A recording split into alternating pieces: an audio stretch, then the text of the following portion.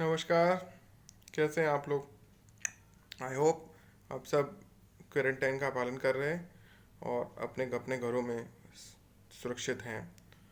और उम्मीद करता हूं कि ये समस्या जल्दी निदान की तरफ पहुंचेगी। इसी प्रकार यूट्यूब वीडियो के क्रम में I will be covering another area of international law which is about neutrality, या इसको तटस्थता बोलते हैं।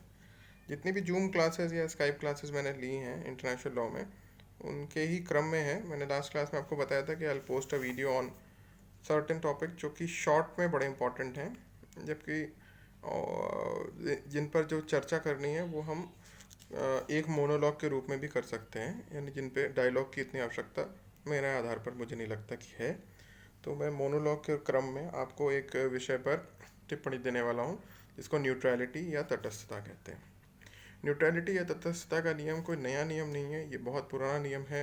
अंतर्राष्ट्रीय विधि का एक प्रासंगिक नियम है और काफ़ी लंबे समय से अंतर्राष्ट्रीय विधि का हिस्सा रहा है।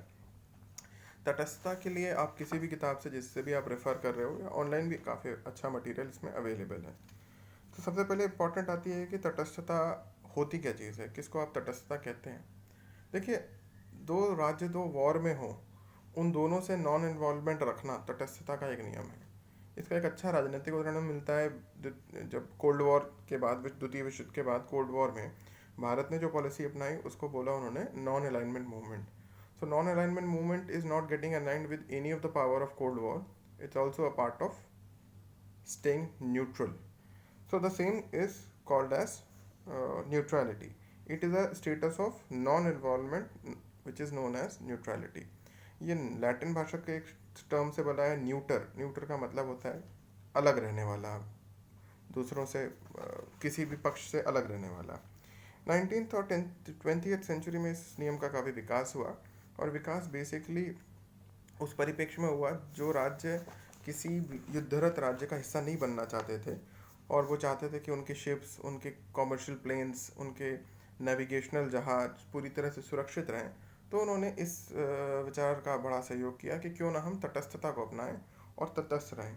1907 की हेग कन्वेंशन और 1907 की दूसरी जिसको neutral power of naval war के ऊपर बोला जाता है कन्वेंशन, जो हेग के नियम हैं उसमें, यानी हेग की दोनों कन्वेंशन 1899 और 1907 दोनों में इसका जिक्र है।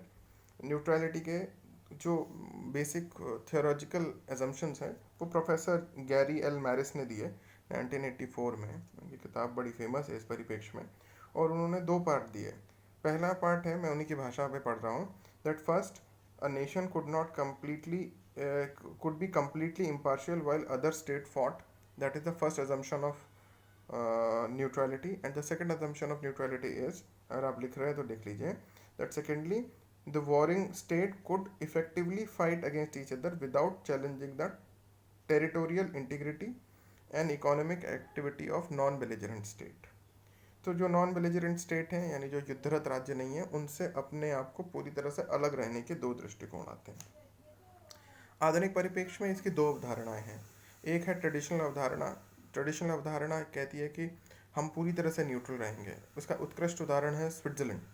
स्विट्ज़रलैंड, आप लोग जान के आश्चर्य करेंगे कि स्विट्ज़रलैंड यूनाइटेड नेशंस का हिस्सा नहीं बनना चाह रहा था, इसी वजह से क्योंकि उसको लगता था कि अगर यूनाइटेड नेशन का हिस्सा बनेंगे तो यूनाइटेड नेशन जब सिक्योरिटी काउंसिल के थ्रू किसी स्टेट पर कार्रवाई करता है तो उसको भी हिस्सा लेना पड़ेगा। जबकि स्विट्ज़रलैंड, जैसा कि आप उसकी राजनीतिक प्रक्रम के रूप में जानते हैं, वो कंप्लीट न्यूट्रलिटी की बात करता है, जिसमें वो पूरी तरह से न्यूट्रल रहे। दूसरी तरफ दूसरी विचारधारा है जो कि ऑस्ट्रिया की विचारधारा है, जो कि क्वालिफाइड न्यूट्रलिटी की बात करता है। Qualified neutrality is a concept that where you can be a part of United Nation and still maintain a neutrality, that you will not be a part of any belligerent activity. Basic right जो है, जैसा कि आप neutrality में समझते हैं, it's simple that a neutral state is left alone unless goods are contraband. Neutral territory is not used for uh, any innocent passage for military goods, and similarly it works on that periphery. There are three primary duties for neutral with regard to neutral states. First is a duty of acquiescence, second is a duty of abstinence, and third is a duty of prevention.